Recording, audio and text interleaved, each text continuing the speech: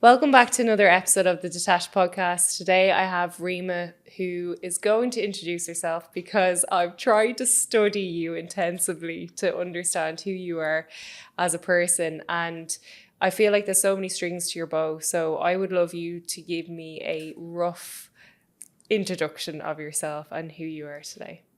Hi, Sophia. I'm really happy to be here. And so I'll answer the question with maybe a little bit of my history. So I've been an entrepreneur for about 15 years. I've had about 6 different companies. And I left the corporate world really young at 21. So I did a very short period in the corporate world and founded a few different companies. I've also been a coach. So I got my training about 14 years ago. And in coaching, so holistic coaching, and I've got about a few different modalities under my belt in terms of NLP, hypnotherapy, etc. And so I'm a public speaker, I'm a coach, I'm an entrepreneur, I'm a creator, and I work with people around the world and in the UAE in different formats and different frames to help them achieve their best, most delicious life, find their authentic self, and really live a life that is really in alignment between their mind and their heart. So get their heart's desires out there and get the mind to follow to create those desires for them. That's what I do. So let's bring you back to your university and your studies previously before, because obviously it sounds like you've just jumped into entrepreneurship. When you were in school, what was your main modality that you were like, I'm ace at this? Philosophy. I loved philosophy so much. It was philosophy and history, but when it came to mythology and ancient histories. So I was absolutely obsessed with that. You know, people maybe at my age, all the girls had the Backstreet Boys posters in the bedrooms and stuff, and I had like Socrates and Ulysses, and these were the stories that really brought a lot to me. I think, you know, looking back, and the philosophers of enlightenment in France. And Where so did you get your hands on philosophy at that in age? school. Yeah? In school. So we had philosophy, and when I discovered that in that world, it was like all the thoughts that I had in my mind growing up, thinking, you know, and all the ethics and the moralities of, you know, justice and truth and equality. There was a space that was speaking about that. There was a voice for it, and that was philosophy. So I was like, oh my God, I found sort of a home, or, you know, and that I kind of really swam in that world and I enjoyed it so much. And I was writing essays and I was really debating different things on paper and having different characters come up with their own rhetorics, etc., and debate with one another. So that was a place where I guess I got my mind to play. It was like a playground. So my mind was debating different thoughts and different ideas to really get, at the end of it, to truth and to it was almost like a little bit of a rebellion. So maybe that was my teenage rebellion, is how do we get to truth and how do we get to what's right, or what makes sense is if we really drive a debate fully, unbiasedly to the end of it, and how can we exercise that muscle in our mind to think for ourselves and to go there. What did you think triggered your rebellion? Oh, hormones for one. Hormones definitely in teenagehood, but definitely being raised in that by that previous generation, which was a very strict generation, I think, for the most part, of this is the right thing and this is the wrong thing and this is how we do things and this is tradition and we don't question things. So the whole we don't question things was just like a pit in my stomach. My whole childhood is like, what do you mean we don't question things? The whole point of existence is to question things so that we can expand things. And Who defined not being able to question things for you? I think the system overall. So definitely growing up at home with my parents. So that was quite a system where things are the way they are, and we don't really question much of it, and it just is what it is. The question why wasn't really, I remember being a kid, and bless my mother, she was like, why do you keep asking why about everything? Why? And she didn't know any better. I love her, bless her. But that for me, the why drove me further in thinking and in understanding things. And then the school systems, they were so strict. It was a one mold fits all. So at school, I was known for, and friends which I still have to this date from school that still live in UAE as well, would definitely vouch for that and say, I wasn't there much, especially the last few years before graduation. I was avoiding going to school very, very much. I was a student, so I had best grades and everything, but I just didn't want to be there. It was just, I had enough because I was really unhappy with the system. It didn't make sense for me. I didn't understand why we couldn't really get out of the line and just be more of ourselves. And there wasn't a space for your personal expression of who you are. So that got me to go my own way a little bit. And whatever system that I put my foot in, or environment or space where I put my foot in, and felt that there were constrictions that went against welcoming authenticity and welcoming beings for who they are, I took my foot out real quick. So that was not. Yeah. Do you ever feel like you create that barrier yourself of thinking that you're restricted?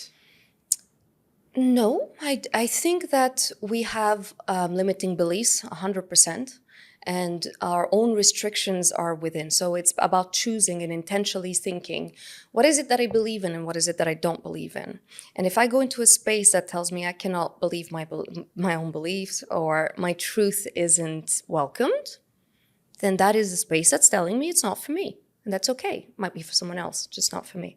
So our life as this life here, because our life on the outside is a reflection of this life that we are, because life is really just here and it reflects in everything we do. So this life here is my responsibility, 100%. And my responsibility to this life here is to allow it to express itself fully as my creator has designed it to express itself and be. So it is not to dim it and constrict it. So it is my responsibility to go into spaces or create those spaces, which is mostly what I did, create those spaces where I can express what I am, my ideas, things that I believe in, how I'd like to live my life, how I'd like to experience this life that I have, how I want to spend my time with who. The whole concept of 365 days where you get a few weeks a year to go on holiday makes no sense to me. It never did when I was a kid. It doesn't yet, and I don't think it should make sense to anybody. I have 365 days. I want to enjoy 365 days, not 2 weeks of that or 5 weeks or whatever holidays we get. When did you realize that expressing yourself was so important? Because it hurts when you don't. So it's that simple. It hurts when you don't. Your body is so intelligent, but we dismiss the body's intelligence and we suppress it. And whatever we suppress is going to express strongly somewhere else. And either it expresses in usually unhealthy ways. So that's what leads to addictions, or it leads to people being, self-sabotaging or hurting other people because there's a hurt going on. So when your body is telling you that doesn't feel good, that doesn't feel true to me, but you say nothing about it, you are contributing to your own pain and hurt, and you're accepting that. And again, I'm responsible for this life. So, have you found yourself in any situations where the accumulation of not expressing yourself has stacked upon itself and is showcased in a way that you didn't like? Absolutely. The first part of our life is constricted because we don't have a choice. So we come into a family, right? We're born and we come into this family, and our number one need is to belong. Why? Because as a 3-year-old, I can't just pack up my stuff and say, I'm going somewhere else. Bye, guys. I can't survive on my own. So I have to belong. And to belong means I'm going to adopt whatever beliefs, whatever rules, whatever system this is, because that's my survival need at this point. And we carry that on later on in our life. And for a lot of people, way too long. And that's the pain and the angst and the emptiness and the hurt and the dysfunction that happens within, because we carry on with that belief. But we have another need which is just as important, which is the need to be. So being and belonging are the two primary needs, and it's that dance between the two. I can't just be and be isolated from the world, and it's just me, my ways, and my views, and I have nobody around. I cannot be disconnected. We are made and designed as one, and in connection we thrive, and in connection we expand together. And I cannot just belong, because by doing that, I'm completely banishing the me being, and I am suffering self-abandonment, which is a true pain in our existence. So how do I balance the two? And in our life, I think at the beginning, as I said, we start with the belonging, which is super important. So we adopt all these beliefs and we're domesticated in that way. And after that, we start slowly removing all of the things that don't serve us because they don't belong to us. They never did. We didn't come with them. And when we remove them, we create space. Space for what? Contemplation of what I am. What am I? Who am I? What am I here to do? What feels true to me? That's purpose. And we start stepping on that path where purpose is not a destination. We never arrive there, but it's how we do things. And by doing them more intentionally in line with my truth, that is my purpose. If every day at every moment I am doing what feels right and true, then I'm on purpose. Whatever comes out of me at that moment is what I'm supposed to be doing and what is supposed to come out of me at that moment. How often do you have to retrack back to your purpose to remind yourself that you're in line with yourself? Every time I feel a disconnect or me stepping off the path of that. And again, how do we know? Being in tune with our body. Our body is incredibly intelligent. We speak of the mind's intelligence so much that we think that is the ultimate intelligence. It isn't. The heart's intelligence is supreme and way superior to that. It tells us so much that we can't explain, and because we can't explain, we dismiss it most of the times. Like, I can't explain why I feel drawn to this, so I shouldn't be going there until I have my mind can create a logical plan for it. But the mind doesn't need to do that. It's starting to trust that. So the body will tell us is if I'm really going about something, it doesn't sit right and it doesn't feel right, I take a break. I don't do anything else. I don't decide anything. I have no words for anybody, for anything. I just sit back and realign. My only job at that moment is to find back my center, because when I get back to my center, I am now again tapping back into my resources. So now I can make better decisions. Now I have more clarity. Now I can see things better. How do you know that you're not being biased to your thoughts, though, when you're trying to step in line with your purpose? How do you differentiate you being reconnected with your body or reconnected with your mind? That's the $1 million question, right? It's like, how do I know if it's intuition or it's just all of my extremely creative stories in my mind of my self-concept coming and trying to convince me of something? Well, that is practice. So we've practiced most of our life to listen to this one, right? And the more we practice listening to the voice of intuition, at the beginning it's going to be little whispers, and at the beginning it's a very low volume voice, and sometimes we miss it and we can't hear it, and we have to go through a bunch of things where we say, I knew it, I didn't do it, I knew it, I didn't say it, I had a feeling. And the more we practice raising the volume of that one and trusting it, that's the key. Is trusting it. Is, can I trust what I don't see and cannot explain logically, mathematically? Can I trust? That's faith. And then we start walking in faith rather than in logic. How long have you been walking in faith for? I think most of my life, I've always listened to my heart. And I just could not shut that voice out. Like, I couldn't. And when I was a kid, I was, you're a difficult kid. You're this. If something's wrong, I'm going to say it. If it's unjust, I'm going to speak up. I could not be the person who just puts up with, shuts up, and allows for what is non-ethical or, so I would always speak up for myself.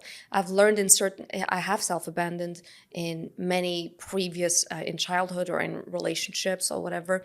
And those were testing times of how valuable it is to me and what's my priority. So we kind of have to always lose track of our path and get lost until we're like, I don't know who I am anymore at this point, so that we can come back much stronger and say, I'm never, ever, ever stepping out of my truth again. And so, yeah, I think I've always been very in tune with my heart, for sure. So when you talk about derailing yourself, is there any examples of you completely going off the rail that you were planning on traveling alongside? I don't think we do it consciously. Trust is full trust. So when we say I trust, I really trust in a greater force, and I really trust in a grand design. And I know, not I believe, not I think, I doubt, but I know fully, is I trust that even when I'm derailed, there's a purpose for it. And I welcome it the same way I would welcome absolute blissful surprises. Which means now I'm allowing myself, I can open a door, and that's how life works, right? It's like somebody new comes into your life, a new friendship springs, or a job opportunity, and the door opens. And okay, let's go. A new chapter, a new roller coaster. And sometimes at the beginning, and I'm pretty tuned in to a certain degree. So early on, I'll know this is not right. And yet I can't leave that space. When there's that, my feet are staying there and I don't have the strength to leave. It's because we're not supposed to leave. There's something for us there. Even if we know, is there something for us there? And it might not be the outcome we want, and it might not be, but that's when we release all outcomes and we release all expectations. Is I didn't come into this job or into this opportunity or this friendship or relationship because I'm going to get this outcome, which I want. Is I'm coming here and I have no idea what the outcome is, but I trust that it's for my best interest and my highest good. And in that process, it's allowing to completely surrender our will and ourself and just being present with it. It is there to highlight something for me for the next step. I don't know if it's going to be joyful or painful or whatever. Both of them I welcome because both of them bring their own value to my life and on my path. Do you have any examples of change in your career, an example to this, that you found yourself, I was handed this opportunity, it doesn't really feel right, but you learned from it? Yeah, absolutely. So when I worked in corporate, when I was younger, I worked in corporate, and it was one of those things, it was one of the biggest companies in UAE, and it was, Which company was it? I don't know if I can say Mubadala. Oh yeah. So I was working there, and all the cool people were starting up. It was just the beginning, and there were so many people I knew from school, and I was doing the corporate thing, which is you wake up in the morning at a certain hour because you got to go to work, and you got to dress up and go and follow all of what's there, and kind of execute and be part of the team and execute with them. And for me, it was the greatest mirror of why I cannot be in a space that is not in alignment with me. I felt my value was not being utilized fully. And for me is, how do we maximize somebody's value somewhere, right? So any space you're going to enter is this space a place that, you bring value into? If you have this much to give me, Sophia, and I just take this much from you, what a waste for everybody and the organization itself. So there was that. And I just felt undervalued. I felt I couldn't give as much as I wanted to. I didn't like some of the bureaucratic and which is all corporate. and the different players and the different people that do their own, that have all their own agendas, and the people that are there because it's just a paycheck and all that. I was like, what am I doing here? It has nothing to do with why I'm on this earth. Absolutely nothing. I did not come to this earth to support a system where I'm working with people who are just like, oh man, I can't wait to have tomorrow off. That's not what I'm about. What am I doing here? And it's okay for other people. Everybody's on their path and everybody figures stuff out about themselves on their path on their own time. But for me, it was just like, this is not what I'm here to do. So being in this space is not doing anything for me or for them. And you know. What was your purpose then? What did you figure out was your purpose? See, again, purpose is not a thing. Purpose is not a thing. There isn't.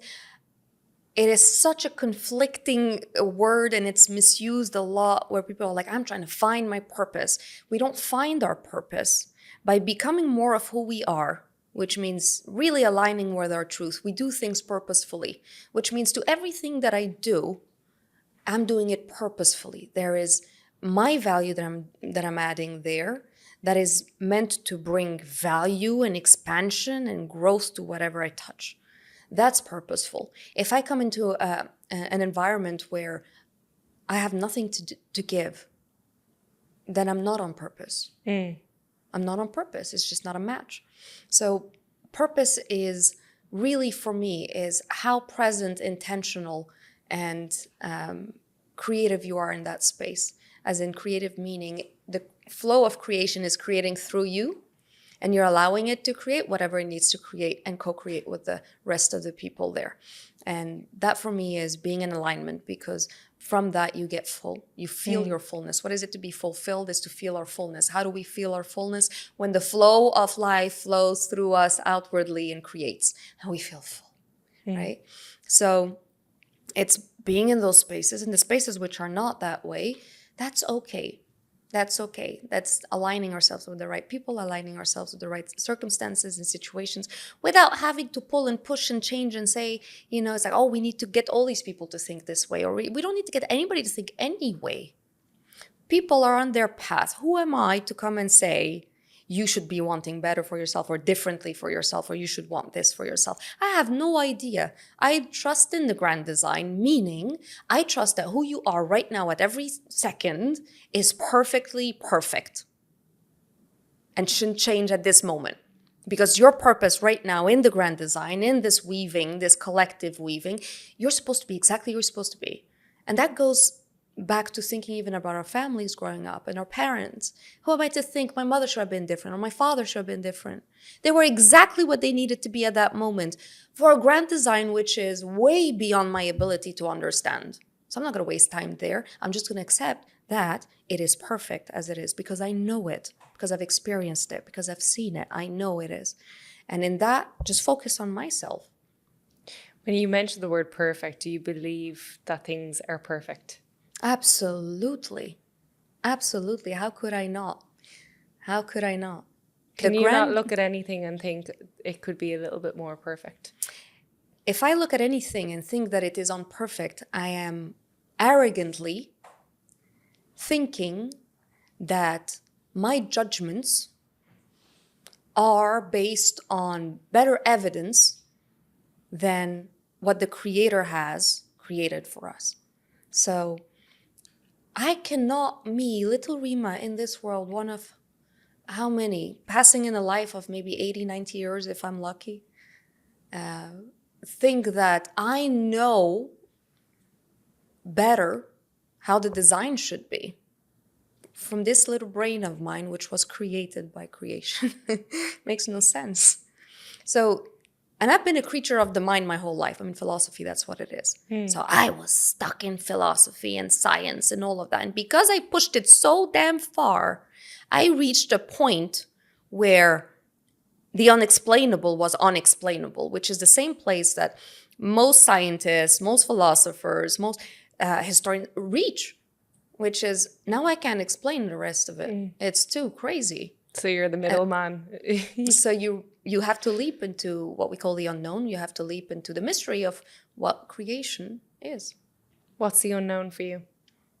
The unknown is what we don't know. So it's what creation is the purpose behind everything. We are creatures with purpose, and we are creature, which means we have purpose. Every life form has purpose, from the little ant to the shark to you, me, everybody has a purpose.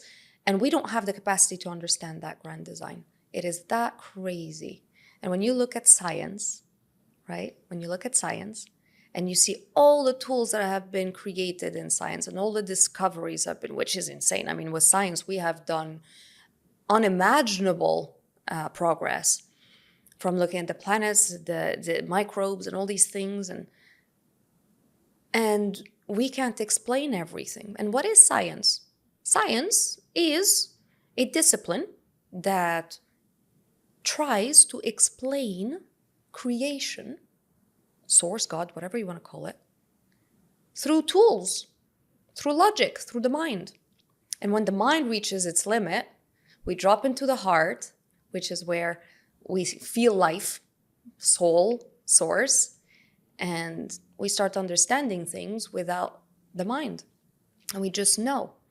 Einstein speaks of that. He's cracked, I mean, it's Einstein, and he's cracked, he's pushed it as far as possible with all his theories, etc. And before he dies, in his letter to his daughter, he says, the heart's intelligence is the one thing I won't be able to understand what love is, right? When we talk about Einstein, what's your idea on AI now? Because they say AI is obviously more powerful than the IQ of Einstein.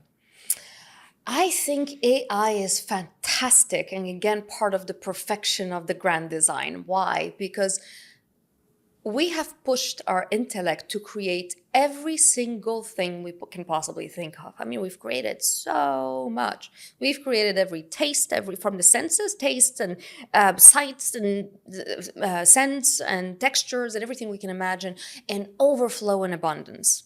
And now we've basically outsourced this brain and put it out there and said, now you create. So now the mind, which, if we speak in feminine and masculine energy, that's the masculine energy, the mind, the logic, that calculates, that solves problems, etc. We're like, here, you're going to do it on your own by yourself. Fantastic. You know why? Because now it gives us the space to fall into the heart and to live more from the heart. And I think that's the direction of the world at the moment. And I think that's where we're going. We are dropping back into our hearts. We're awakening back to the intelligence of our heart. And by outsourcing the mind and giving it its own space to create and think for itself, for us, we get to have a lot more space for us to tap into our heart's intelligence. What's the most common things that you think distract people away from the heart? Feeling. And where do we get detached away from our feelings? What encourages us to be detached away from our feelings? Because feeling life is so intense. We are these beings experiencing this vastness and so much intensity. It's a lot. And we are also brought up in our domestication frame to avoid discomfort. Discomfort means anything that doesn't feel good in my body. So when energy moves in my body, emotions, energy in motion, when it moves in my body and it creates discomfort, I must shut it down as fast as possible. And we do that with our mind, right? Stories that we create, lies that we tell ourselves, and keep busy, all these self-adaptive or maladaptive strategies such as addictions and numbing and all sorts of different things do not feel. Because we don't want to feel discomfort, and we feel that discomfort is the worst thing to experience, and therefore avoid at all costs. And by that, we avoid life. So most people whose hearts are closed are numb. Numb. What is the opposite of life and aliveness? Numbness, not death.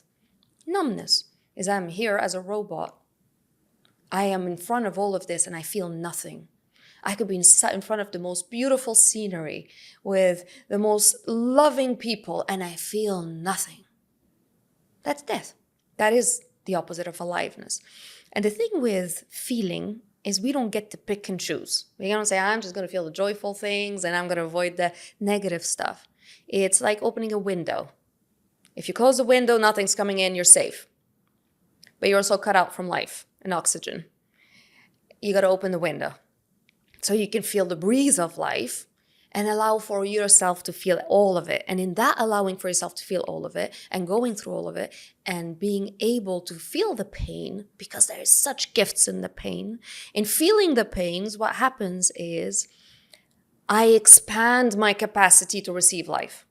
I become a being that is able to receive and experience life fully.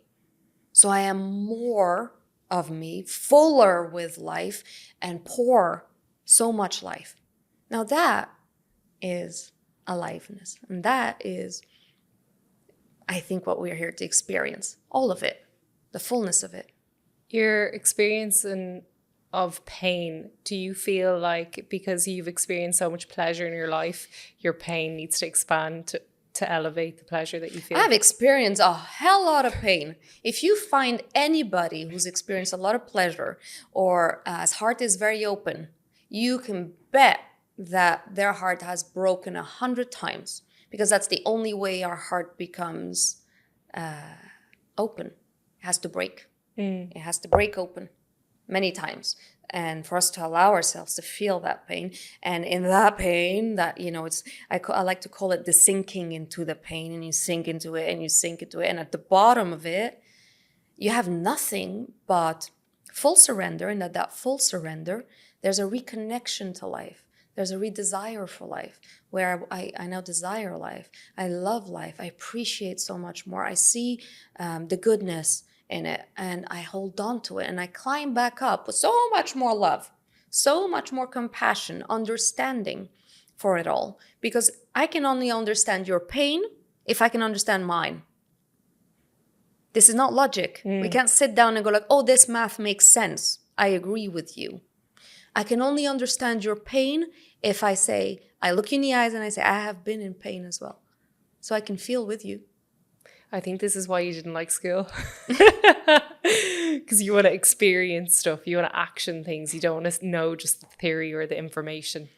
I think because, yeah, theory is great and it takes us places, and we need to know. So knowledge is one thing.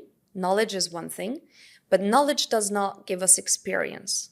You can know all the theories up there, but if you don't feel them and they haven't registered as experience in your body, so every cell of your body knows it, you can't embody it. You can know I should be loving myself and doing this and doing that, but until you've experienced what it feels like to do that, you can't do it. It doesn't resonate as much. It doesn't resonate. And when you're in that situation where you should be choosing that, you're not going to choose that, even if you know it, because your body is the one leading the way. Do you ever look back at young Rima and think, wow, she actually didn't really know a lot? I look back at her and I think of the purity. I think of the innocence. I think of, and that's a beautiful question, because when I go back and I think of, this was a girl who did not like herself and was angry a lot and really didn't like herself. And I look back and I think, what a gem of a little child. She held on and fought for that connection that she had so much. And she didn't say no, and she didn't back down, and she would get tired sometimes, and she would, take a step back, but then she'd come back and say, no, I know what I know, and this is not right, and this is not the way to go about things, and I'm allowed to speak up for myself, and my feelings matter, and my needs matter, and she never gave up on herself. She never gave up on herself. So when I look back, I look at this little warrior. She's like a tiny little warrior, Yeah. And when you were growing up, how did that look for you? As in, who did you grow up around? So I grew up with my father, my mother, and my brother. My journals, I had a lot of journals, so those journals were like friends. I remember writing an essay in school about my journal, basically me writing in my journal every day and giving him a name. And then one day I came to look at my journal, I couldn't find it, and that was this person, and he had turned into this boy, and we became best friends, and because he knew me the best, because he knows all my stories, etc., etc. So my diary was a very good friend. I had friends, I don't think socially. I had the very good friendships. We were all kids. Kids will all struggle with their own stuff, and kids are mean, and we were mean to each other. I think I got bullied maybe when I was much younger, around 6, 7. did get bullied because I had a different accent. French. I was in the French school, but I had a French Canadian accent at the time because I had come from Canada. Where about your parents from? So my parents are Algerian. Ah. Yeah, we're Algerian, very very Algerian. So about 13 generation Algerians. So you think that impacted then you being bullied because you were a bit different? No, everybody was from different nationalities. So I don't think it was that. It was my accent. My accent. So I had a French Canadian accent, which is completely different to Parisian French, and kids just couldn't take it. It was just a lot of yeah. And kids will find things. You know, we all bullied and got bullied. We all said mean things. We all did things to each other. That's kids, you know, and it's part of the second part of domestication, and where we learn to stand up for ourselves, and when we learn what hurts and what doesn't hurt, etc., and develop our personalities. So yeah, that's how I grew up. I loved music so much. Music is life. It's just so incredible, and I intuitively knew that it kind of moved energy flow for me. So I would always sleep with my walkie-talkie. What was it called at the time? The headphones. Well, the headphones with the little tape cassette thing, and I would sleep with it. Walkman. Walkman, exactly. Walkman, and I would wake up and my ear would hurt because I slept on the piece. But yeah, I would listen to music all night, and it just And do you listen to music now as a form of therapy to release energy? 100%. Music is probably the best conductor when it comes to moving energy in the body. Probably the best. Frequency and the right frequencies move energy through your body so easily. And you combine that with breath or breath work. It's incredible. It just moves exactly what's stuck in different places. I also use my voice, so I sing. And I sing specific notes on resonance, so depending on the energy, and I'll move energy in that way. And then when we all sing together, or we all sound together, whatever that note is, and we do it together, it's incredibly powerful. People, cry, people release, people, and they say, I didn't, what was that? Why do people cry during a breathwork session? It's all the stuck energy. So breathwork opens up all of the opens up our chest, and we're over oxygenating our body. It releases these stuck emotions that are in different parts. And the thing is to really switch off the brain as much as possible. And breathwork will do that for you on its own. But if you see yourself go there, you can come back to the breath and really stay with it. Because what it does is it's not intellectualized, it's not rationalized. Emotions are not rational. They are not. And they are there without our knowing most of the time. So we carry grief, all of us. There isn't a person walking around who hasn't lost something. There isn't a person who's walking around who hasn't felt shame or carries that within them. And it's really suppressed somewhere in there. And then with that breath work and the sound that we put around with it, the energy moves. And I've tested it with people who are extremely rational, really in their masculine, as we would say, up here. That's it. And they would be like, there's no way I could ever, I don't, half an hour in, they're sobbing. Or they're screaming, the anger they've suppressed their whole life. And it's so beautiful because after that, they'll sleep like a baby after that, probably 12 hours, which is wonderful. And after that, there's such a lightness in their body. They walk lighter. They have more capacity for love because in that crying or in that allowing it to go out, the heart cracks open. And that heart cracking open is I feel my heart again. So there's more flow of love in my being. And I'm flowing in that love outwardly as well. When did you have your first breathwork session? Maybe 5 years ago. Wow. So you've been in the game a long time. Because I feel like breathwork now is only becoming very mainstream. Yeah. We are the breath. I mean, it is what it is. You want to connect back to life, you start with what's the first thing that a baby does when it comes to life. Isn't it incredible how we forget about these things, just our senses, and we have them all included? Because our head is full with noise. That's why. We forget. Look at the times in your life where you're the busiest.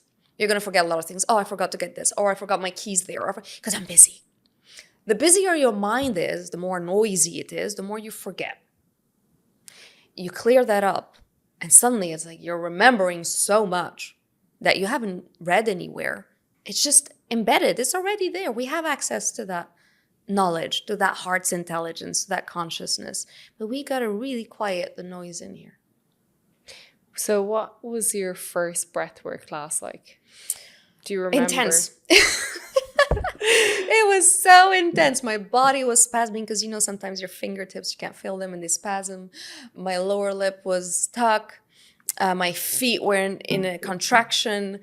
And I was just like, what is that? And I realized how much I have not been breathing. And I realized how much, just in conversation or how we go about life, I would hold my breath when somebody's speaking, which makes no sense. Like, why am I stopping breathing when somebody? But it's so unconscious, right? And I know where it comes from in childhood. But you would just hold your breath and then start breathing again. And why would you hold your breath from childhood?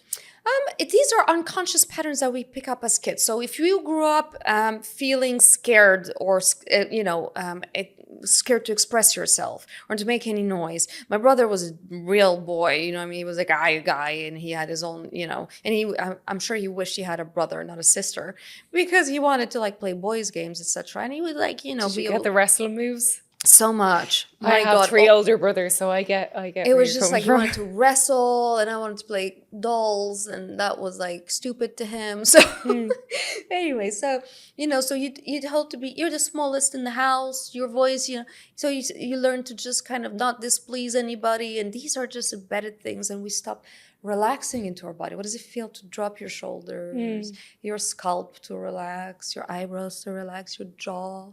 And that's how our body's supposed to feel like. And I remember coming out of that session, that first breath work, thinking, that's how my body's supposed to feel like? What? What have I been doing? This feels so amazing. I feel so amazing. I was just, you know, I was kind of moving my arms afterwards and my legs, and I was like, oh, what was I carrying? What was I carrying? That heaviness.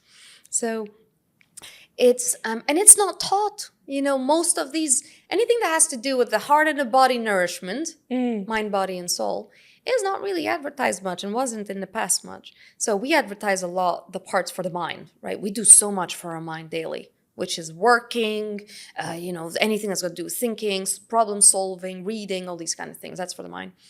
For our body, we know hygiene, you know, you take a shower, brush your teeth, fitness, eating well, we know what to do with the body. And people will tell you they're avoiding the hard stuff, but we pretty much know. And then when you say, what do you do for your heart, aka your soul? What do you mean? What do I need to do? Well, mind, body, and soul all need nourishment. So what is your spiritual hygiene? Do you have rituals? Do you pray? Whatever prayer means to you. A prayer could be you looking at the sunset and being, you know, absorbing it with gratitude. What do you do for your soul that nourishes your soul, that reconnects you back to your essence? And that's super important, just as important as eating, you know, your veggies. And for someone who isn't religious, what would they do to nourish their soul? Religion has nothing to do with spiritual and nourishing our soul. Just as you mentioned prayers there. I know, obviously. Yeah, but that's the thing, is we associate these words with religion. I don't speak of religions ever, for one reason. I don't speak of anything that separates humans. I want to speak about what brings us together. And what brings us together is you and I both agree that what animates your body is an energy, whatever you want to call it. That we all agree on. You can sit with a bunch of scientists here. They'll say, yeah, it's called electromagnetics, whatever. You know, there's an energy that is animating your body. What are you doing about that energy? That's what we talk about. And it's whether you want to call it soul, source, consciousness, whatever you want to call it. But that energy, which is your being, who you are, that consciousness that knows, that is aware of what's happening around you, that is having this experience in this body, right? I'm not my body. That's why I say I have a body, right? I'm not Rima. I have a name. Rima is a name that was given to me, right? So not everything that is said with my mouth and heard with my ears and seen with my eyes is truth. Because I can see without my eyes, I can speak without my mouth. Right now you can go inside yourself and say, Sophia, who's speaking? Your mouth didn't speak, and yet ears heard Sophia, and you did say Sophia. So who is that being behind? We all agree that there is something that animates this body. There's a difference between what's laying on the ground being buried and what's alive and walking and what's thinking. So in that regards, it needs nourishment, attention, a lot of feeding. And do you think that's individualized? Absolutely. It is, that energy is what connects us all. It's what connects me to you, to everybody that's here, to the cats, to the animals, the anything that's alive, life form. That's what connects us all. It's the same energy. So that same energy, which is connecting us all, is where that's home. That's home. That's where we feel we are and we belong and we're safe. And any disconnection from that is what we describe as suffering, is what we describe as disconnection, distance from self. From self, that self. Which self am I? That self. Do you think people suffer who have moved away from their home country and their habitat? I think people suffer who hold stories about what things mean. So we only suffer the stories we tell ourselves about things. This reality, this beautiful physical world, our planet that we know and see through our senses, and we hold specific meaning for different spaces. We hold specific meaning for specific people, things, and those are the stories that make us suffer or make us joyful, or so it's what we give them as a meaning. So if somebody leaves their home country thinking and their story is a story of pain, I left because I couldn't find a job and my country didn't help me and I'm a victim and I had to go and I have this brokenheartedness about it, then they're gonna suffer. And if somebody leaves saying, I'm home anywhere around the world because this is home, and there are people everywhere around the world like me because as long as there's life, I am life, connected to all life. So it doesn't matter where I go, friends are there, love is there, kindness is there, care is there, opportunity is there. That's what we choose. Does anyone close to you ever feel uncomfortable with how much you embody life and find happiness in all aspects of life? Yes and no. Our way of being, who we are, will trigger people and will absolutely delight and resonate with others. And the thing to know is it has nothing to do with us. Absolutely nothing to do with us. My responsibility is to myself and being the truest version of myself. What that does on the other side, whether it triggers a person or whether it delights them, again, it has nothing to do with me. It's the same concept with taking criticism or compliments, is whatever criticism comes my way or compliments come my way, I've got to treat them the same way, which means I have to both hold them as a beautiful reflection of who you are, of you confessing to me who you are through these things, you telling me more about who you are through these things, and not a reflection of me because I know me. I know me.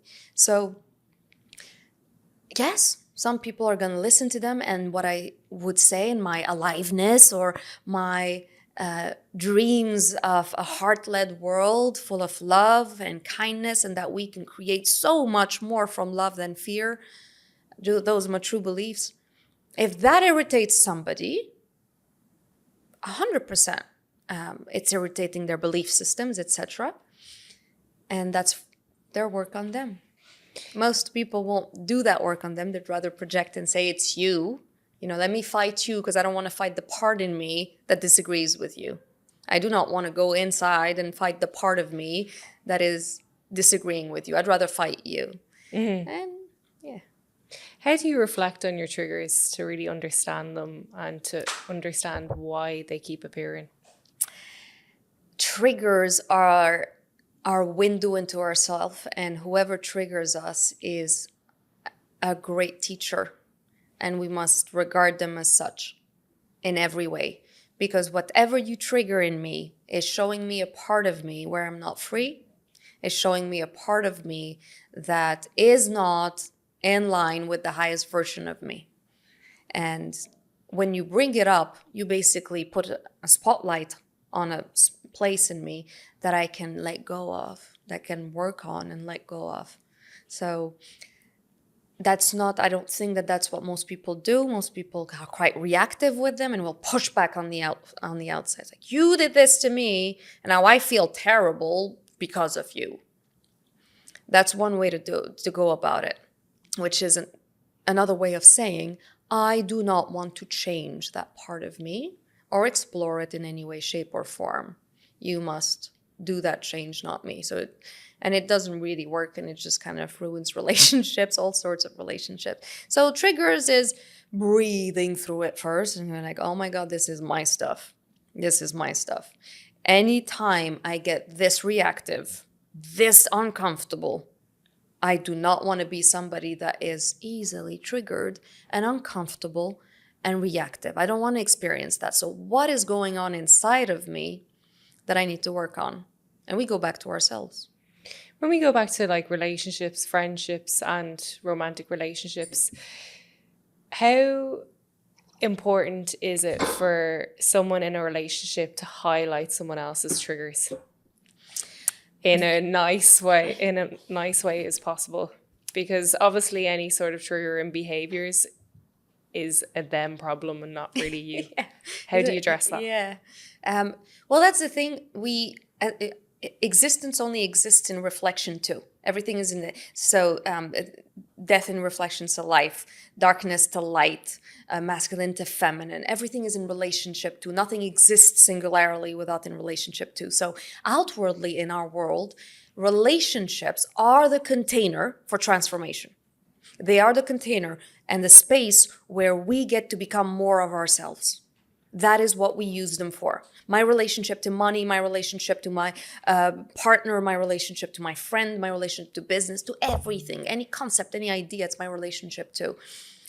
And the thing is, intimate relationships are the closest mirror to reflect back to us.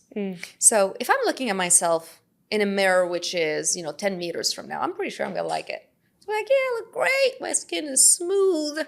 Hair is good. Everything's great. The closer you get the mirror, the more I'm going to see the pores, the more I'm going to see the wrinkles, the more I'm going to see all the imperfections and all of that stuff.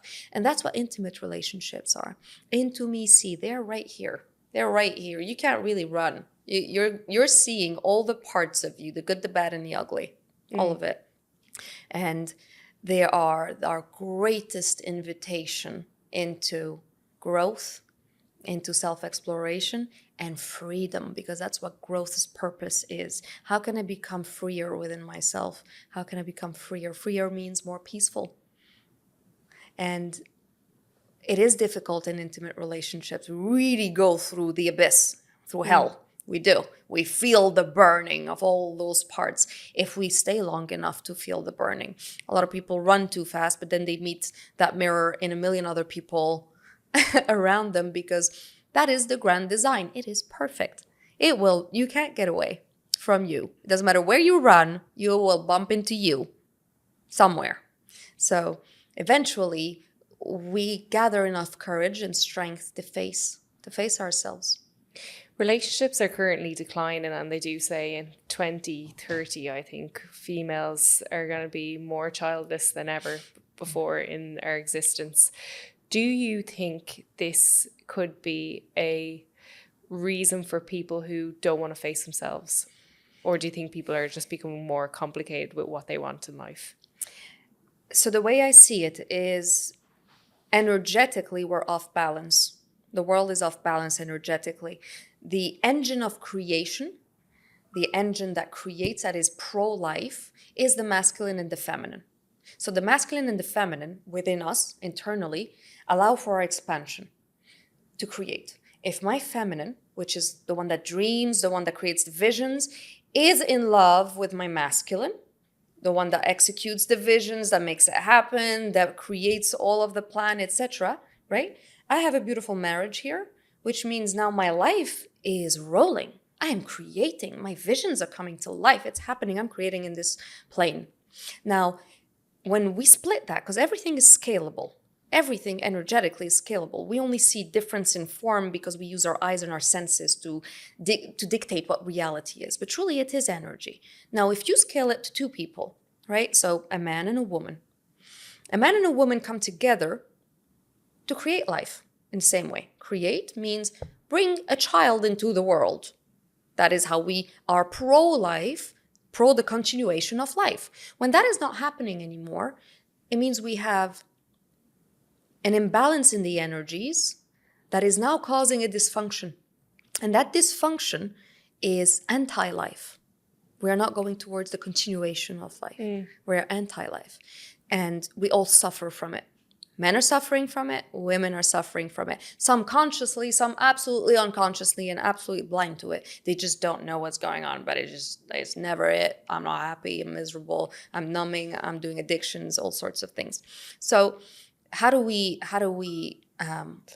correct that is through correcting the two functions and putting them back in their place, which means where has the feminine been lost and where has the masculine been lost? And the energies have switched, which means there are more masculine women and more feminine men, which is not pro-life. That is anti-life. And both are suffering because women do not want to be in their masculine and men do not want to be in their feminine. And a good ratio is about, because we're both, right? We're both energies, because I need to have both for my own personal life and my own fulfillment. But if I'm a woman, I should be 70% feminine and 30% masculine. That's a good ratio. And for a man, he should be 70% masculine and 30% feminine. Now, if we have those ratios, we have two functioning human beings who are able to come together, work together lovingly, and be pro-life. So the work has to be on both sides here. How do you step into your femininity? How do you step into your femininity? So I think every female wants to hear this, yeah. Especially with the draw up of entrepreneurship. It's hard for a female now to be successful and to remain feminine. So it's about connecting back to the little girl. Most women that you'll meet that are heavily in their masculine have completely dismissed, forgotten the little girl.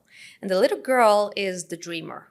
The little girl is the one with the visions. The little girl is the one who's creating all these pictures, that was doing so many things that were artsy and singing and dancing and wanted attention and all of that. She was the feeling girl.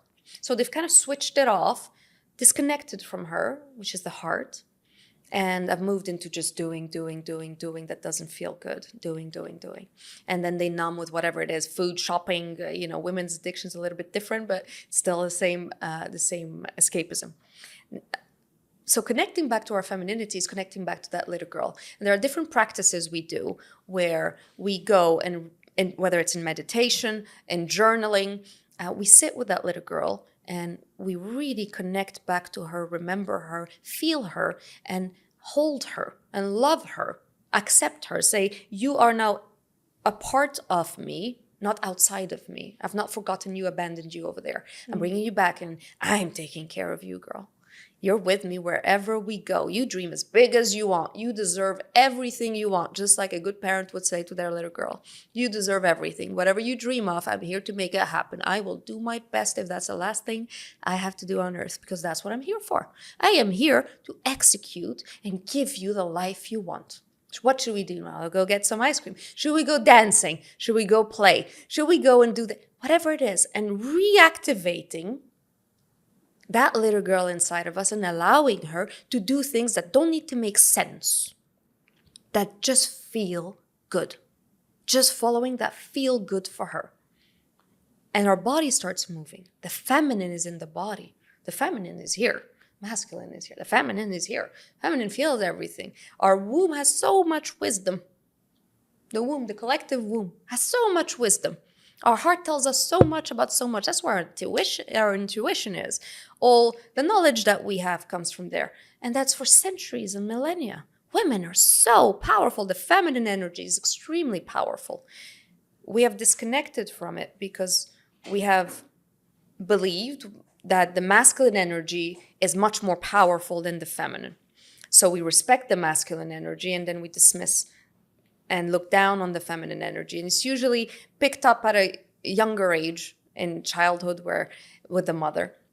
And we will see that a lot of women that are in their masculine really are impressed and admire masculine features or masculine traits of achievement and getting this and doing that and money and whatever it is, strength, and look down on the feminine traits, which are so powerful.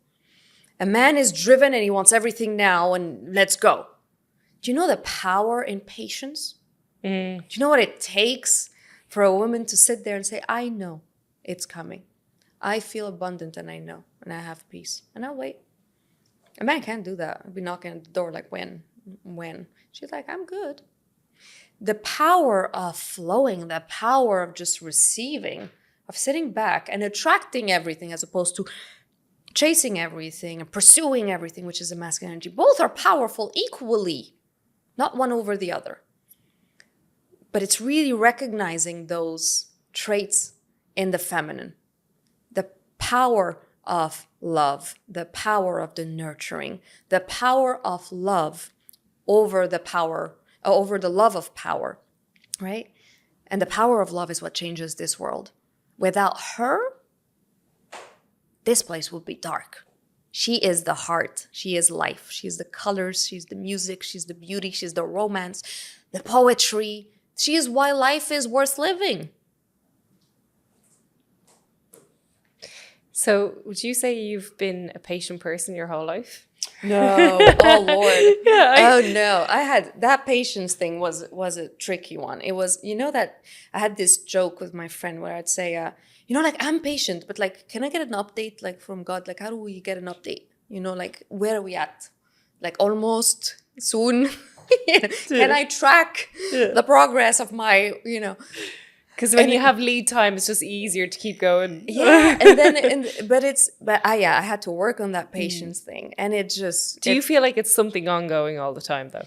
It's not ongoing anymore so much because my trust has grown so much more. So when my trust grew so much more, patience means I am taking into account the timeline that exists in this existence. So time as we know it in this reality. Trust means there's no time.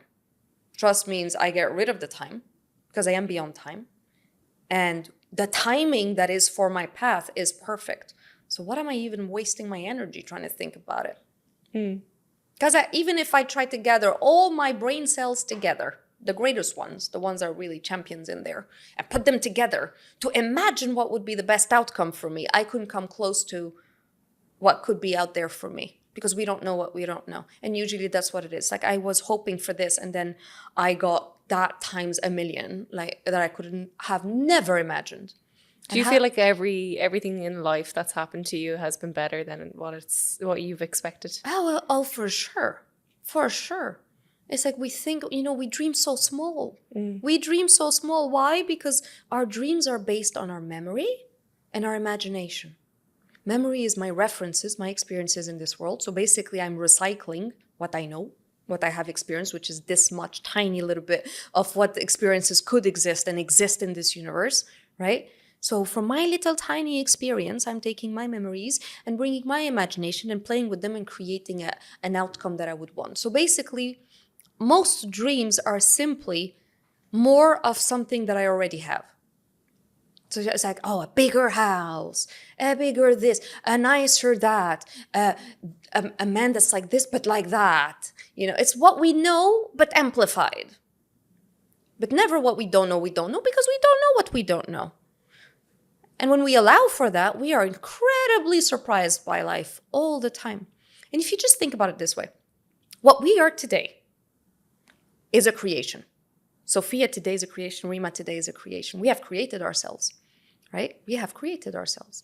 This version of us that's adult, that's sitting here, these beautiful women are creations. Who created them? The little girl. The little girl dreamt of, saw things gathered together and said, I'd like to be like this and like that, and I want this and that, and that's the creation. And if you took this woman today to go and visit little Sophia, was 6 years old, let's say. And when it said, I am you, this however many years later, she wouldn't believe. Because she couldn't have dreamt this you. She dreamt a nicer her. A nicer her. Not this incredible woman. It's like, no way. No way. Because that's how it is. How important is it to self-reflect on how far you've come? It is probably the most important factor if you really want to cultivate and tap into gratitude. It is so easy. Our eyes are always on the horizon, thinking, well, I want to get there, that doesn't exist really. There's no there. And we forget to see how far we've come. And when we see how far we've come, it is the key to self-trust. If I could have done all of that, what am I afraid of? Really? I have done all in just 2 years and just 5 years ago, I didn't know I would be here. And I doubt myself? Please. And it really brings that self-trust back. Do you think trust can be built without having experience? With? Do you think trust can be gifted to someone without experience? I think trust starts with a choice, and it changes the lens of how we look at the world, which means I can look for all the evidence that I am alone, that there's nothing greater than me, or I can start looking for the evidence and the links between everything and everyone. And when I start doing that, I start really having a little glimpse into the design, the grand design. It's like, I didn't meet that person by mistake, and that person led me to this person, and then to that place. And then I came to this country, and then I met that, and then I did this, and then I did that. This is all linked. How could it be? How could it be? It's incredible. So if you want to look for, to doubt, you'll always find it. I'm by myself, everything's working out against me, I must fend for myself, I'm alone, this world is cruel, la, la, la, la.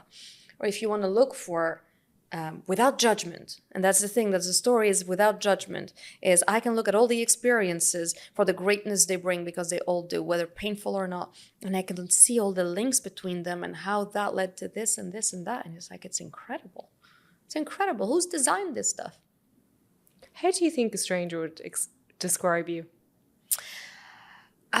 They would describe me according to their version of me, which means depending on what I evoke in them, they will describe me. That's how people describe others. That's how we all do it. We all have a version. There's as many versions of Sophia as people who come across Sophia. And there's as many versions of me that exist in people's heads as people who I came across. I could be walking in the street and someone looks at me, is like, oh my gosh, she looks just like my sister. And this other person looks at me, is like, I don't like what she's wearing. Everybody's going to have their own version of, depending on what you do within their own sense of reality. So, and the key is not to get lost in those versions, because we have enough versions of our own in our head of ourselves. We really do. So I don't need more versions of more noise of what you think I am and who I think. I've got my versions of me. I've got my sense of me. And then I've got the self-concepts, which I'm familiar with. And that's enough. You seem to be really in control of your thoughts and how you feel and who you are as a person. Has there been any stage in your life where someone has taken your power away from you? Oh, yeah, of course. We only know the value of something really deeply when we've allowed it to be taken away. And that is part of the grand design as well. That is part of it. You can't value something that just lands on your lap, right? So my sense of self is what I treasure and protect at all cost. Why? Because if I lose that, I become a closed being. I have nothing to offer. And therefore I'm not on purpose, because nothing can flow through me. No love can flow through me. I can't serve. Can't serve nobody, nothing. So being selfish, which has so many, negative connotations to it, is the most beautiful thing you can do for it. What does it mean to be selfish? To be into self. Into self. But what self do you identify with? Do you identify with your ego self that is separate, that is against everybody else, me, I need to win over everybody? Then no, don't be selfish, please. But if you're identifying with the self that is the collective, which is your essence, yes, I am into self because I am into the oneness of us all. So I'm going to protect whatever that is about. Honesty and truth and justice and equality and love. Yeah, so I'm going to be so into that self for sure. You seem like you're very headstrong. Do you ever feel like throughout your life growing up, you felt like you just didn't belong? Oh, Lord have mercy. Yeah, for sure. There was an entry in my diary. So my parents moved and they sent me all my old stuff at the perfect time. Again, grand design. It is so incredible when you start seeing the connection. It was at the moment I was looking for little me. My parents like, oh, we're moving. We've got all this old crap of yours. Take it. And it was like all my journals and all my stuff. And I was like, I was looking for her, that little girl. Yeah, and I remember writing something about. I was 8 years old and I was writing about ego and souls and how people hurt each other and they don't see each other and that they're the same and they're just angry and that's why they. And I would really be passionately writing about all this stuff. And I remember saying, as long as I am here with you, God, I'm okay. I'm fine. They don't get it. They don't see me. But as long as I'm here with you, God, I get it. I'm happy. I'm okay. I'm okay. So for me, it was always I never felt I belonged in my family. Probably still don't. I mean, I love them very much, really, truly, genuinely. I have such a deep love for them because I see the people that they are, what they've overcome, and their human story. When you're really close to a human story, like your parents, and you see where they've come from, what they grew up in, and what they've gone through, and what's made them, and you stop looking at the imperfections of what your judgment think they should have done better or whatever, but you just see how much they've done and how much they've overcome and who they are and what the difficulties. How can you not love that? And I don't want anybody else. So yes, I didn't belong because I just was different. And I think they didn't know what to do with me either. They're just looking at me like, just stop whatever this you. I didn't belong in school. Yeah, I didn't. Yeah, no. But then afterwards it became a bliss because then I was no longer forced into spaces, but then I got to choose the spaces. And by choosing the spaces means I got to be me. And by being me, those spaces and those people all kind of found me. And then it was so effortless. It was like the people I found was like, oh my God, where you been my whole life? Where have you been my whole life? And it's usually people that you see the world in a similar way. So you have a similar sensitivity to this existence. So when you look into each other's eyes, you see each other and you see the world and you reflect each other's greatness and goodness and love. And also hold each other accountable in different ways. And so all of these things, yeah, I mean, we grow up, we don't have a choice. Where we grow up and where we start, we don't have a choice. Where we continue, definitely, we do. How old were you when you moved away from your family home? Canada, when I went to university in Canada, so that was 17. Lap 7, 1748. You were 17 when you moved away from your family Yes. home? Yeah? Yes. So do you feel like that really helped encourage you to step into your true potential self, being away from your family? I think it was a lesson in so many things. It was a lesson in how much comfort I was getting from my family and in my family. What it meant to be an adult in the world and take responsibility for yourself, which nobody is ready for. And that all those delusions of what it would be to just be out there and free and whatever, that crumbles real quickly. And it's like, oh, okay. It's not what I thought. So now we're learning what it is. So it's a massive, massive lesson in many, many different ways. Do you think you would have been able to achieve the person you are today with having still lived in the family home? Because I know obviously living here in the UAE, it's very common for people to live with their families. Yeah, I think I don't look at outside circumstances as what determine who we are and what we want to become. That's really a personal free will. That's our free will. But do you think it's easier to live in an ecosystem that has less distractions and less You mean like the habitual? UAE? Yeah. Well, the UAE is phenomenal because what it does is it gives you, it takes away a lot of the physical safety issues, which means there's comfort, there's ease, there's safety, etc., which gives you then the space to explore and play with, the world and what else is there, because I don't have to really worry so much about my physical safety, my material life, etc. That there's a comfort with all that, and we always need security and safety before we can go and play and explore. So when people tell you I'm working and I'm living my life to secure myself, the next question is, when you've secured yourself, what will you do? And people don't usually think about that. It's like, what do you mean? Your whole life is not I was born, I secured myself, I died. That's not the goal, and we know it. Is when I have enough security, what is it for? What do I need the security for?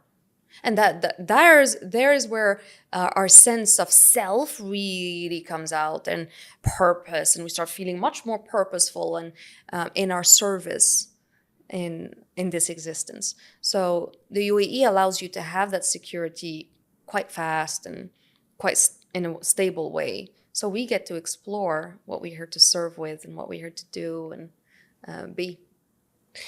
Do you think money security gets in the way of people's creativity?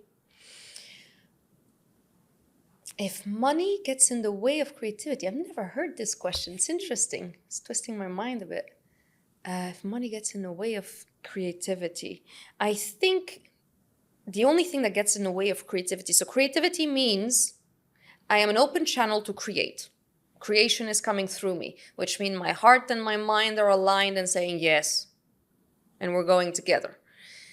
And if money is going to stir me away from that, I'm self-abandoning, and that's only going to be temporary. If I'm going to choose, this thing is going to make me so much more money now, and my heart doesn't want to do it and I'm not into it, I will only be able to do it for a period of time for a specific purpose. So that would be the time where we can close the heart a little bit and say, now I got to do what I got to do because I've got a goal, a stepping stone before I get back to my heart project or my heart living. And that's okay. And a lot of people do that. A lot of people say, I have got a family and I've got to take care of them. And right now I can be thinking about this extremely beautiful app I want to create and put out there. Right now I need to make this much amount to secure myself, to feel good, safe. So I'm not going to go with what my heart desires and create there. I'm going to create this amount so that from there, then I can go and do that. That's the planning. I think this is a difficult thing for people to actually go and explore, because I think there's a lot of all or nothing on this. People would chase money, they'll forget about their purpose, they'll forget about their alignment, and then in the chase of the money, they lose themselves completely. And then it's the journey back to themselves. And then on the other hand, it's people who want to follow their dreams, follow their heart, but that mightn't necessarily make enough money for them to actually sustain themselves, and then they crush their creativity in terms of losing the security that they would have had if they had a stable income. What you've described here so beautifully is a life which is led mainly masculine energy, and the other life is mainly feminine energy.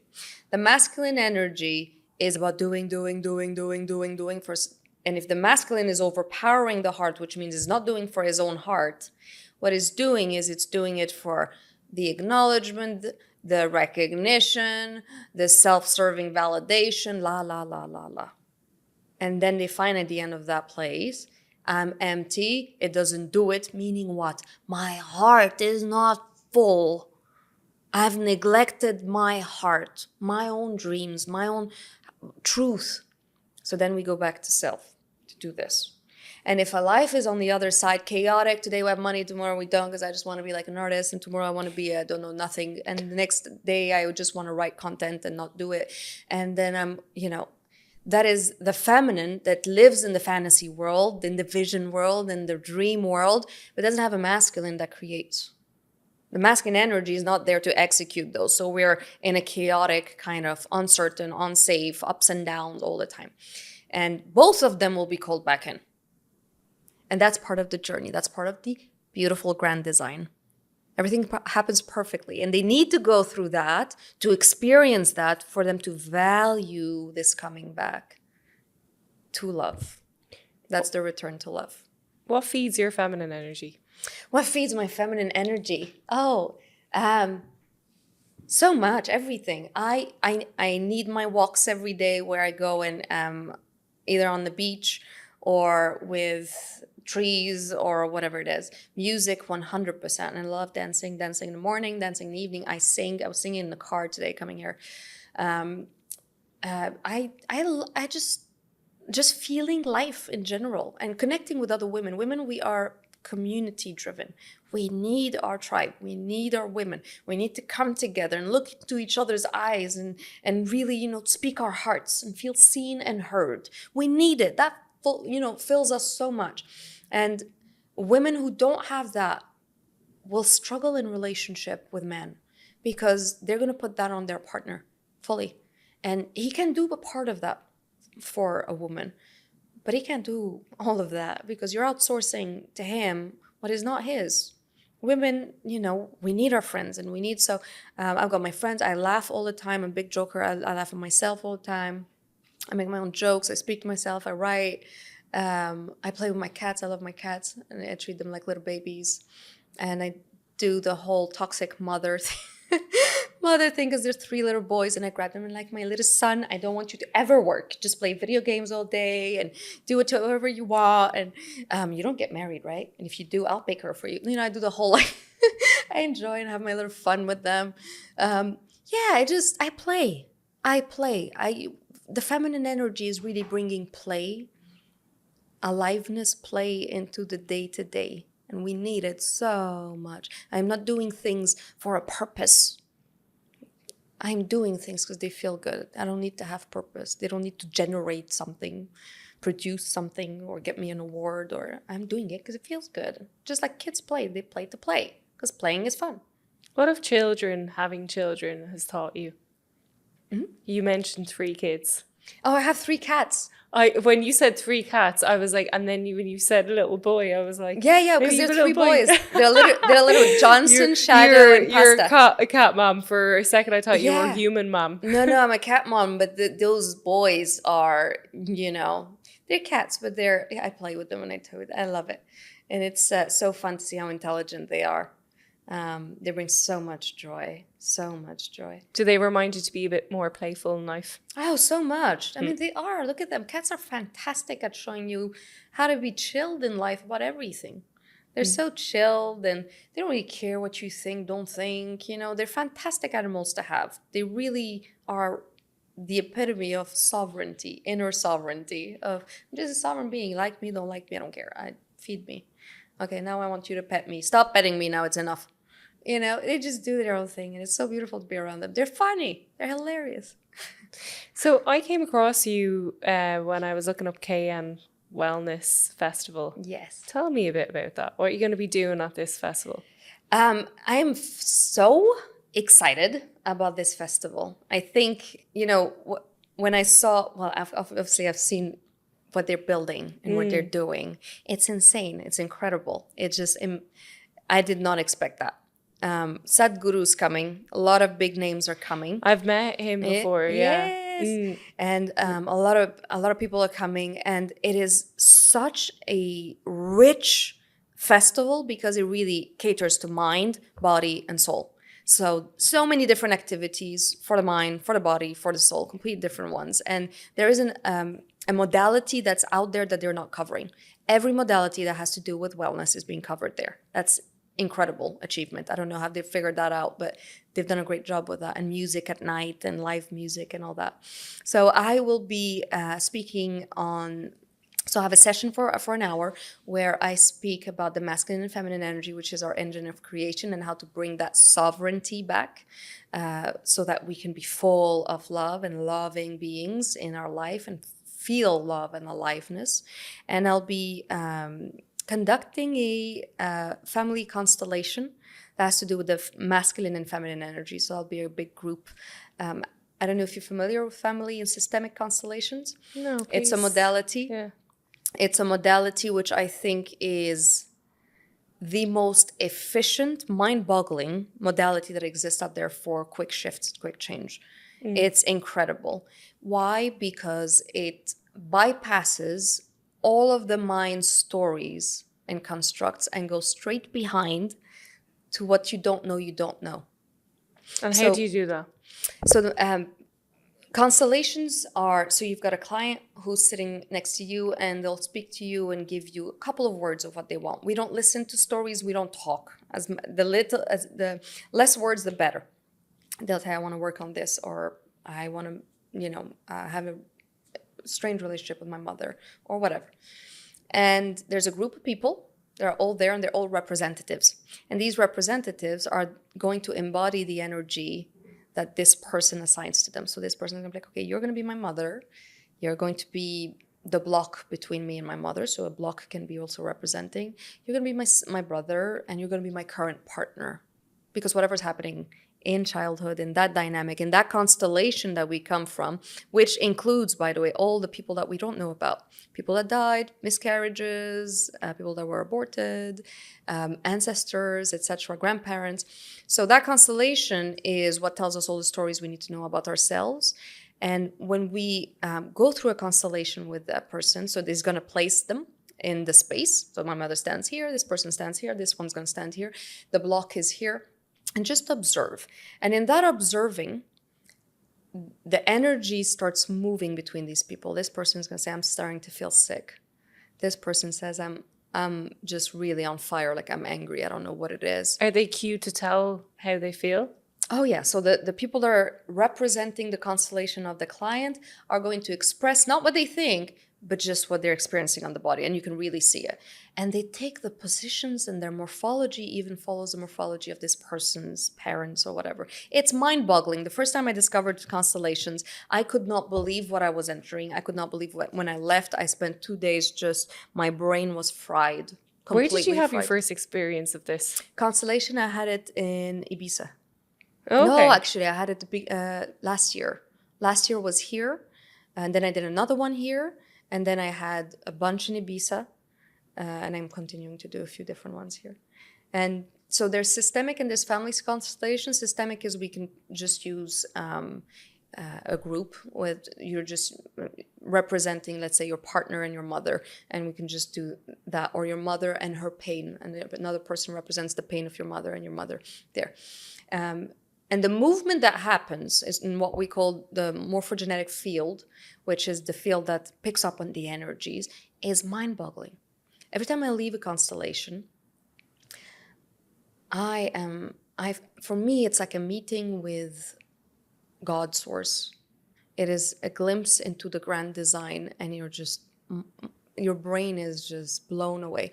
And the people that come to these constellations, some of the clients sometimes, they are the, lawyers, finance people. They, it's here. Like, explain it to me. What do you mean? And then they go through this. It's like, how is this person holding their back like my dad does? This makes no sense. What is going on? It can be quite confronting. The person who's carrying this constellation, is this, what practitioner are they? It's a facilitator for family and systemic constellations. And what would they have studied previously before this? Constellations. Yeah. So constellations. It's like NLP, neuro-linguistic programming. So it's its own modality, or hypnosis. And how long would it take to study something like this, to become a practitioner? Maybe about a year. Yeah. It's so the founder of this is a German man who is Bert Hellinger, and he moved to Africa, and he was observing the tribes and how they move with each other and how the dynamics between one another. Then he moved to South Africa, became a priest, and saw that there was the same systems happening in the convents and with the priesthoods, and observed that it's literally the same energies that we are in relation with in our life when we move. So your job today may be, without you knowing, your father, and that's why you can't leave your job. Because you're still enmeshed with your father and can't leave that relationship. Even though you've been talking about it for 15 years, that you just hate that job. And that story, and it really showcases how much our mind is incredible at telling us stories to protect us from the truth. When actually the truth is our best friend, and that's what we need to get to. But our mind is really good with positive intention, trying to keep us from the truth so that we don't hurt. And then when we go into these constellations and we see that What we didn't know, and that we've been lying to ourselves for some time to avoid this truth of what we're seeing here. It really takes us into a realm of solutions, because now our mind is on what has been hidden is in front of us. We see it, and then we can choose. And in the constellation, there's always a solution. Solution means, where has the love been interrupted, and where do we reestablish the flow of love? So love has been interrupted at some point somewhere in that person's life story, and how do we reestablish that flow of love? Maybe my heart was close to my father or my mother, but I didn't even know it. And that was the person that I said I love the most and I support the most. My heart was close to them. And the client has the decision and the choice to move along with that solution, which would be a movement in the constellation. And usually the client would get up and represent themselves and make that movement. And sometimes they'll say, I'm okay with how it is for now, not ready yet. And we stop it there. Yeah. Do you think business gets in the way of love? I think we are full of excuses as human beings to find problems that don't exist, if that makes any sense. I don't think business gets in the way of love. I think exactly what I was talking about. We create stories that are so convenient to, I am so busy building a career, and my career is everything in business and whatever, so that's why I'm not on love. Oh, please. Because if I gave you right now all the money you needed, or all the whatever career, it was here right now, would you now go out and are you open to love? That would be a different answer. Because we're not supposed to live life as in, now I eat and tomorrow I drink. We do all of it. And love is the fuel of life. Love is who we are. So sharing my love with another person isn't something I choose, and that's just the same way I breathe. It's not business than that. Do you not think that business can steal someone's opportunity to focus on having love in their life? I think it's a wonderful excuse to stay away from love. And I think a lot of people use it as an excuse to stay away from love, because business is a huge producer and source for dopamine, which means it keeps me feeling like I'm getting somewhere. I'm getting somewhere, which is numbing me to what I really want to feel.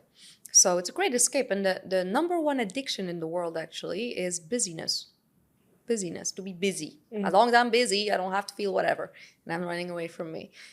So if I can keep a person for a day by themselves in isolation, and they can withstand that and come out and say, still, I want to do business more than love, then we'll have no problem.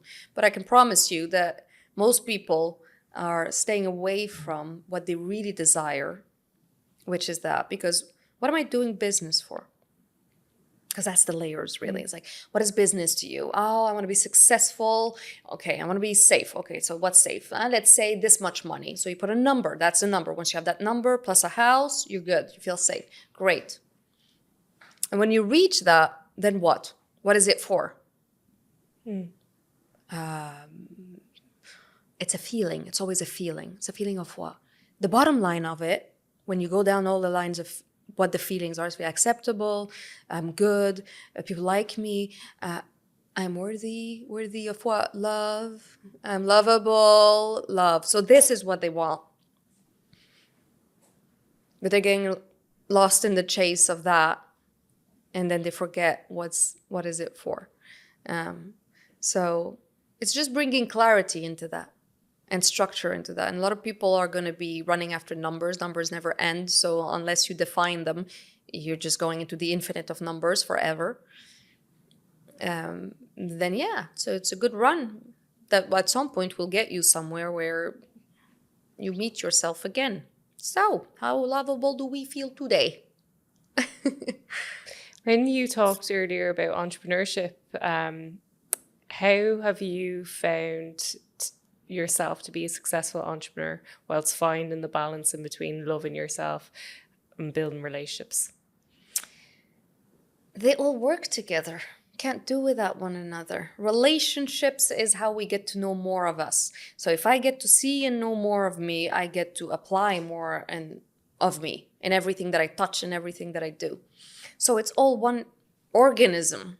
I can't do one thing without the other. They feed one another. The more I am fulfilled in relationships and my human contact and the exchange I have, where I get to see and feed and be fed, the more I have of me, my resources, my fulfillment, which I pour then more into all the work that I do, etc. We cannot do one or the other. I don't believe in that. I believe that a person who has an imbalanced life, which means they're really heavy on business, they're doing great, but their love life is this strand and their spiritual life is this much, and they're not happy. They're not happy. They're feeling they're imbalanced. Those are the people that go and seek help because they're saying, why? I'm so angry. Look, I have all this. And the arrogance is there. It's like, I've accomplished all this. It should. My entitlement is, my prize should be, I feel good. It's not that. It doesn't work like that.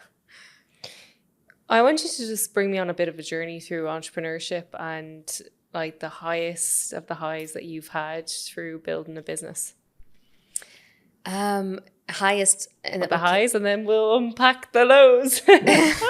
So building a business, the highs, I guess it's you get these moments and surprises when you're doing work where you've got, it doesn't matter what you do, where you've got the call and you're like, and you're told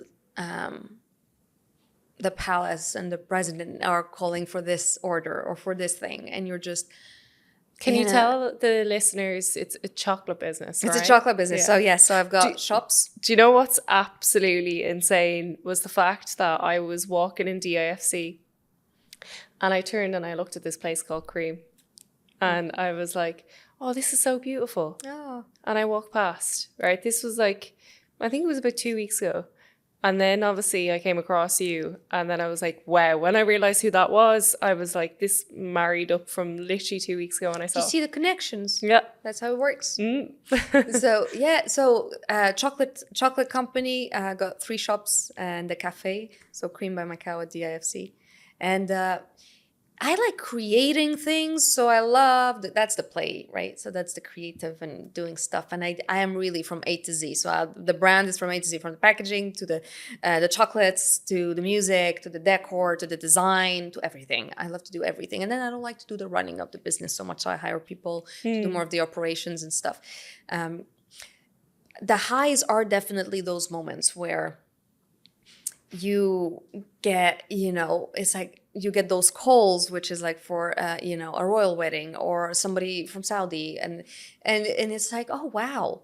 It gives you that kind of, and the feedback from them. And it's not feedback that's personal. It's feedback that creation has resonated. That creation has been received so well, right? So that's in my chocolate business. When it comes to my work and the one-on-ones, it's just, there's nothing more fulfilling than seeing a heart crack open. I crumble inside. I am exploding with love, gratitude, love, God. When you see someone who's been so self-protective and have that self-construct of theirs, and they allow themselves to be courageous enough to say, enough. I want to feel and I want to live and I want to love and I want to... So with that passion and feeling that you have, what's the downfall? I feel everything deeply, the highs and the lows. I navigate them. How difficult is it to run a business here in the UAE? It's not. If there's any country in the world where it's easy to run a business, it's the UAE. It is the most supportive, business-friendly country ever. Really, on every level. I get this question a lot. It's like, how is it in competitive Dubai?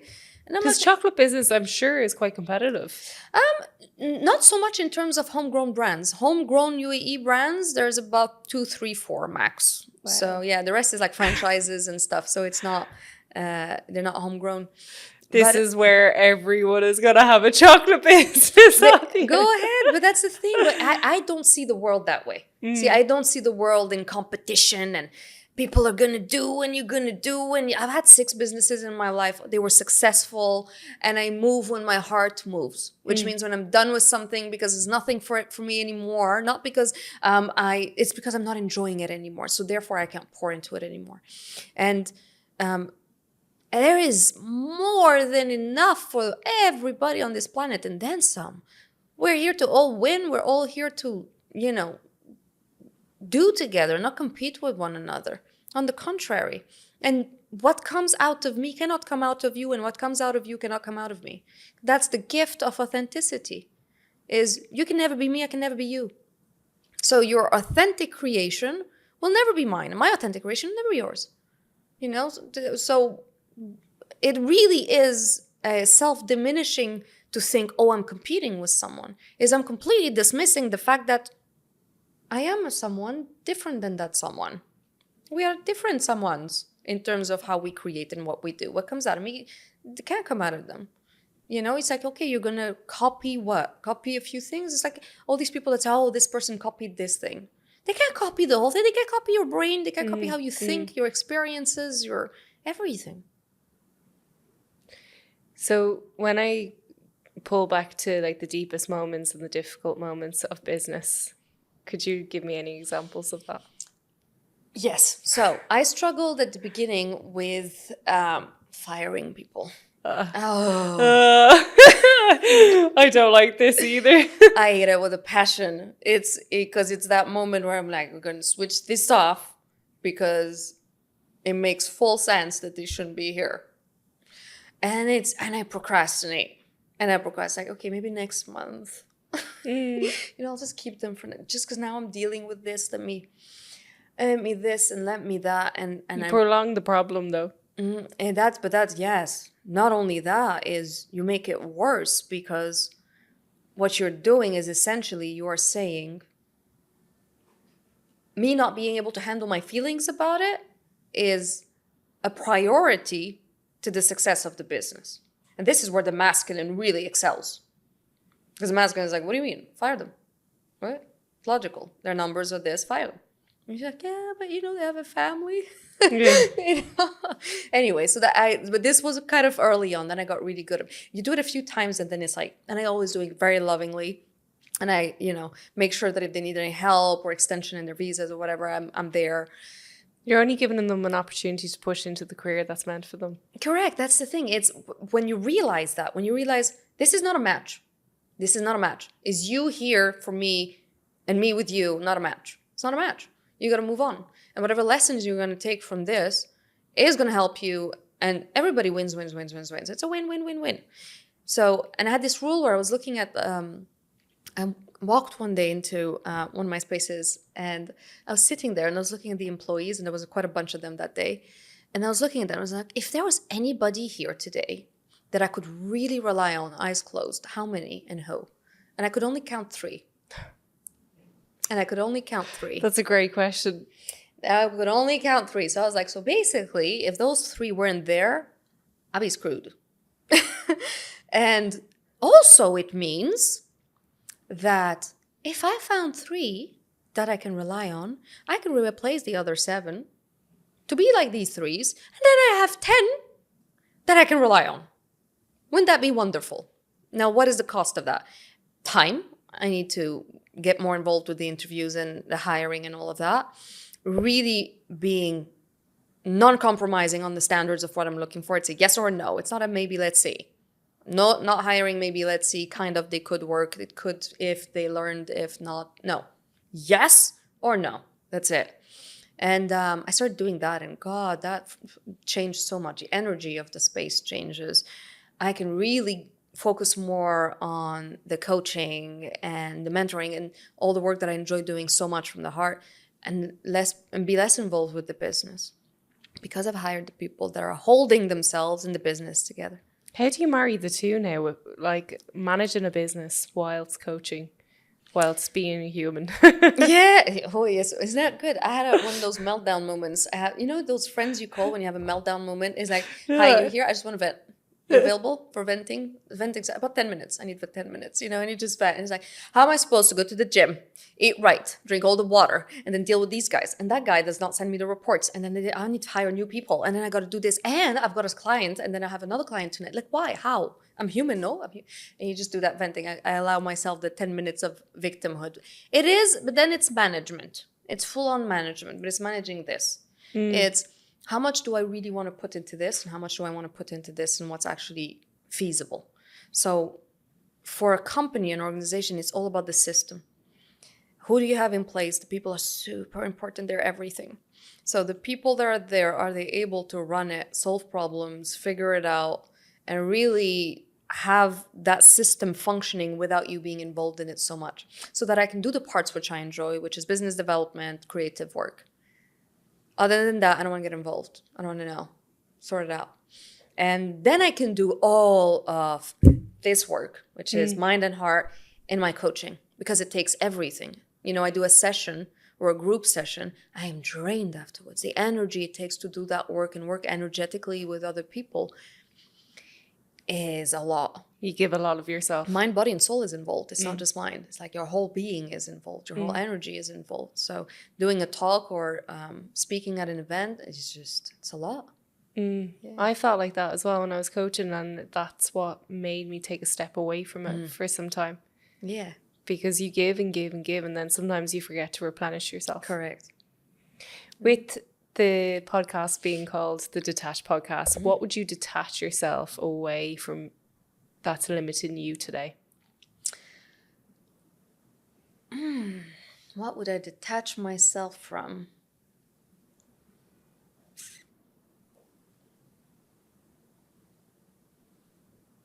Doubt.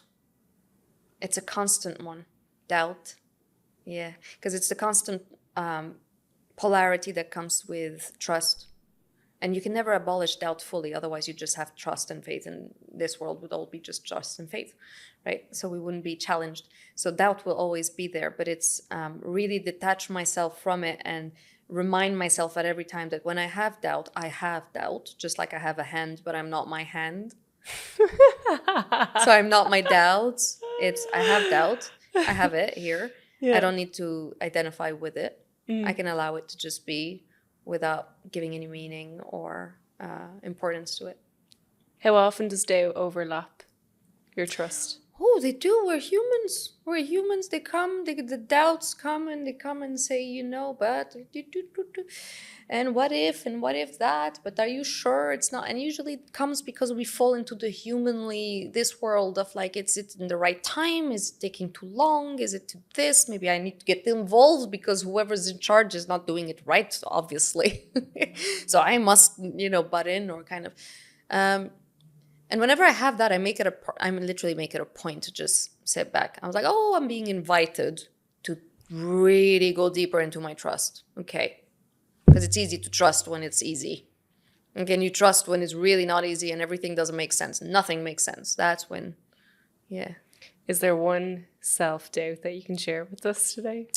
Self-doubt. I don't have any... It's okay, you don't have to share, but if like there's one I want to hold you accountable to. Like what? No, I just said if there is one thing that you're doubting yourself in now. Yes. I've planted a lot of seeds in the past year. So this year has been the year of planting seeds, and it's like it is all sprouting at the same time. So many different projects at the same time. And I sometimes sit in my little corner and think, can I handle all of these, or should I cancel and remove some stuff? And so which ones are coming from, is it feasible? And which ones are coming from the doubt that I can do all of them? And I'm kind of sitting with those two. I'm just allowing it for now because I'm not sure. But it's just a lot of projects have come at the same time. So many things at the same time where it's like nonstop. And it's important for me to be able to really deliver. You can always say no later. Correct. It's true. It's true. Thank you so much for being on the Detached Podcast. It's been really amazing. Thank you so much, Sophia. Thank you.